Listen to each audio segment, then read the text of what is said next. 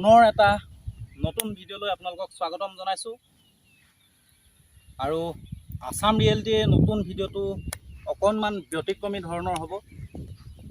এটা বিশেষ বস্তুৰ ওপৰত, এটা নতুন আৱিষ্কাৰৰ ওপৰত আমি আজিৰ ভিডিঅ'টো লৈ আহিছোঁ। মোৰ ডিঙিত ওলমি থকা এই ডাটা কেবুলডাল নিশ্চয় দেখিছে, এডাল বেয়া ডাটা কেবুল।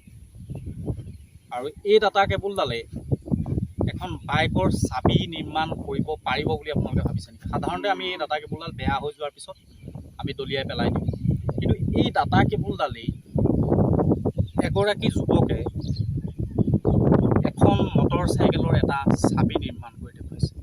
মই পোনে পোনে সেই চাবিটো দেখুৱাব বিচাৰিছোঁ। এইখনেই হৈছে সেই বিশেষ বাইকখন।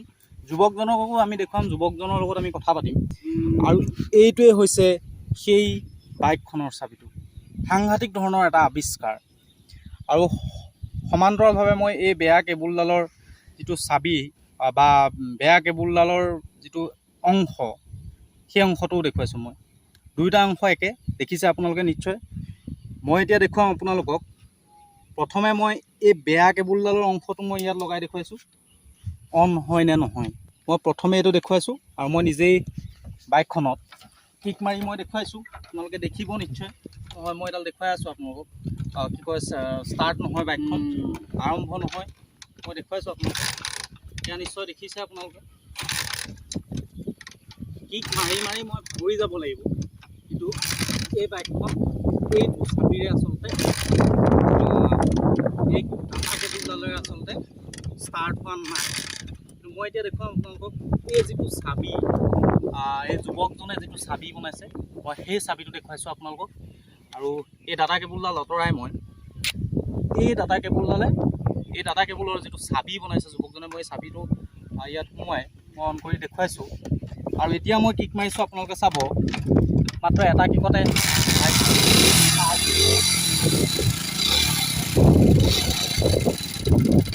আৰু এয়াই হৈছে আচলতে এই এগৰাকী বিশেষ যুৱকৰ আৱিষ্কাৰ। মই বাইকখন দেখুৱাই আছোঁ আৰু সেই যুৱকজনৰ ওচৰলৈ আমি যাম। এডাল বেয়া ডাটা কেবুলেৰে এখন মটৰ চাইকেলৰ এটা চাবি বনাইছে। ই সাধাৰণ কথা নহয়। এটা কাৰণেই কৈছোঁ সাধাৰণ কথা নহয় বুলি। অষ্টমমান শ্ৰেণীলৈকে শিক্ষা লৈ অষ্টম শ্ৰেণীতে তেওঁ আনুষ্ঠানিক শিক্ষা পালে। আৰু তাৰ পাছত তেওঁ এই মোবাইল মেকানিক বা কিবা বস্তু বনোৱা দেখি শিকিলে আৰু ঘৰতে আৰম্ভ কৰিলে সেই সমূহ বস্তু আচলতে মেৰামতি কৰা। অভাৱী আৱিষ্কাৰৰ মূল, সেই কথা যেন প্ৰবান্দ কৈছে এজন যুৱকে। আৰু এই যুৱকজনৰ পৰা আমি জানিম কেনেদৰে মনলৈ আহিলে এই কথা, কেনেদৰে তেওঁ প্ৰস্তুত কৰিলে এইটো চাবিটো। মই যুৱকজনৰ পৰা সুধিব বিচাৰিম। প্ৰথমে আমাৰ অসম ৰিয়েলিটিলৈ স্বাগতম জনাইছোঁ। তোমাৰ নামটো কোৱা। নমস্কাৰ, মোৰ নাম বিকাশ ভূমিজ। ঘৰ নাহৰবাৰী চাৰিআলি ওচৰতে। কেনেকৈ মনলৈ আহিলে? মনলৈ মানে কিয় হ'ল এইটো ঘটনাটো, কিয় হ'ল মানে? মই 5,000 টকাত বাইকখন কিনিছিলোঁ। 5,000 টকা কিনাৰ পিছত লকটো বেয়া হৈ আছিলে। লকটো বেয়া হোৱাৰ পিছত মানে মই এনেই চাৰিআলিলৈ ওলাই আহোঁ, লগৰকেইটাই বিচাৰে, মই দিবলৈও বেয়া পাওঁ। তাৰপৰা এদিন নিয়ে থাকে আৰু তাৰপৰা মই চাবিটো এদিন টাউনলৈ গ'লোঁ, কিমান দাম বোলো। তাৰপিছত 700মান টকা বুলি ক'লে। তাৰপৰা 700মান টকা বুলি ক'লে, কিন্তু নলগাওঁ বোলো, যিহেতু কিবা এটা চাবি লগাবই লাগিব বোলো। তাৰপৰা মই ভাবিলোঁ এনেকৈ লগালে হ'বনে বোলো।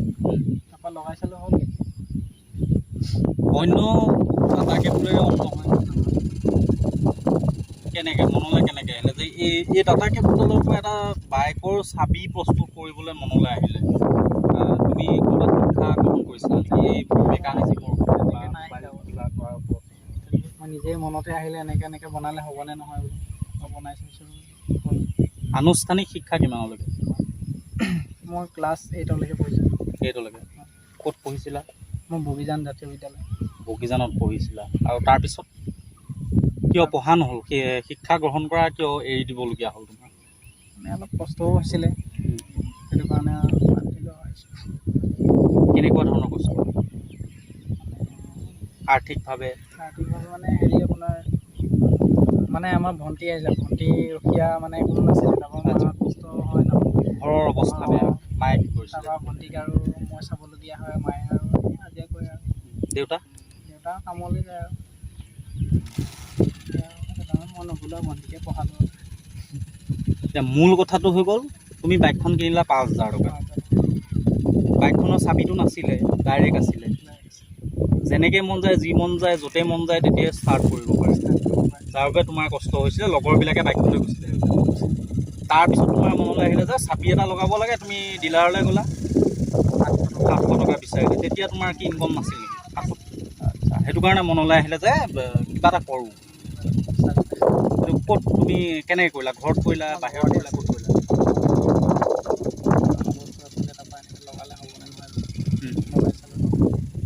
ইয়াত কি বস্তু খুওৱা আছে? সেই চাবিটো যে বনালা তুমি, চাবিটো কিবা কিবিটো আছে, ভিতৰতো কিবা আছে, বাৰু চাবিটো আছে, লকটো আছে, কেনেধৰণৰ বস্তু? আপোনাৰ এইডালে মই কাটি পেলাই আপোনাৰ যোনটো এডপ্টাৰ চাৰ্জাৰ, এডপ্টাৰ চাৰ্জাৰটো তাত সোমাই আছে। তাৰপৰা এইডাল কাটি পেলাই মই মানে তেনেকুৱা চিষ্টেম বনাই দিছোঁ।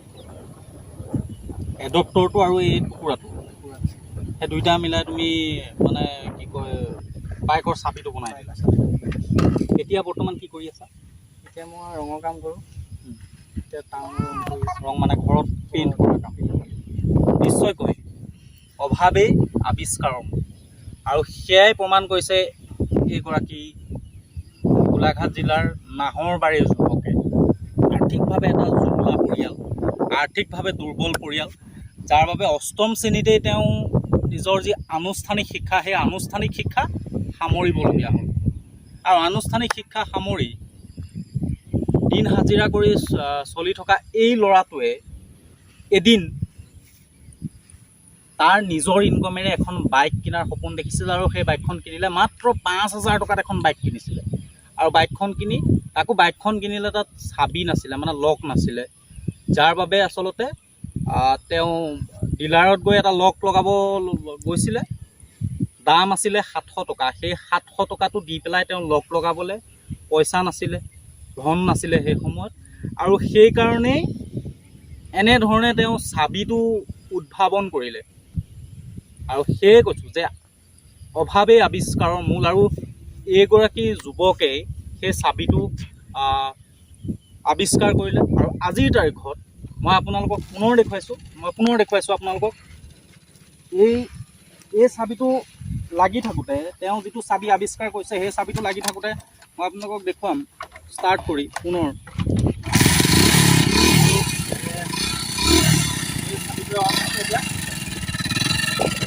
এই চাবিটো অন হৈছে। আৰু এটা কথা, এই চাবিটো দেখিছে আপোনালোকে, এই চাবিটোৰে অন হৈছে। যুৱকজনে প্ৰস্তুত কৰা এই চাবিটোৰে বাইকখন অন হৈছে। কিন্তু মই যদি সেই চাবিটোৰ পৰিৱৰ্তে এই কেবুলডাৰে ষ্টাৰ্ট কৰিবলৈ চেষ্টা কৰোঁ, তেতিয়া এই বাইকখন ষ্টাৰ্ট নহয়। মই দেখুৱাম, মই এই চাবিটো এতিয়া খুলি দিছোঁ, আৰু এই চাবিটোৰ পৰিৱৰ্তে কিন্তু মই এই কেবুলডাল লগাব চেষ্টা কৰিছোঁ, লগাম। এই কেবুলডালো ইয়াতে খাব, কিন্তু ষ্টাৰ্ট নহয় বাইকখন। মই দেখুৱাম আপোনালোকক। এইডাল কেবুলডাল খুৱাই দিয়া হ'ল। মই এতিয়া কিক মাৰি দেখুৱাম আপোনালোকক। আপুনি 1000বাৰ কিক মাৰিলেও এতিয়া এই বাইকখন ষ্টাৰ্ট নহয়। এই বাইকখন মই কিক মাৰি ভাগৰি গৈছোঁ, কিন্তু ষ্টাৰ্ট হোৱা নাই। আৰু এয়াই হৈছে গোলাঘাট জিলাৰ এইগৰাকী ভাইটিৰ আৱিষ্কাৰ। এই ভাইটিটোৰ এই আৱিষ্কাৰৰ বাবে আমি অসম ৰিয়েলিটিৰ তৰফৰ পৰা আমি শুভকামনা জনাইছোঁ। আগন্তুক দিনত তেওঁ ন আৱিষ্কাৰ কৰক, সেই কামনা কৰিছোঁ। আৰু আছাম ৰিয়েলিটিৰ এই ভিডিঅ'টো চাই কেনেকুৱা পালে, যদি চাই ভাল পায় তেতিয়া নিশ্চয়কৈ আমাৰ চেনেলটো ছাবস্ক্ৰাইব কৰিব, আমাৰ চেনেলটো লাইক কৰিব আৰু শ্বেয়াৰ কৰিব।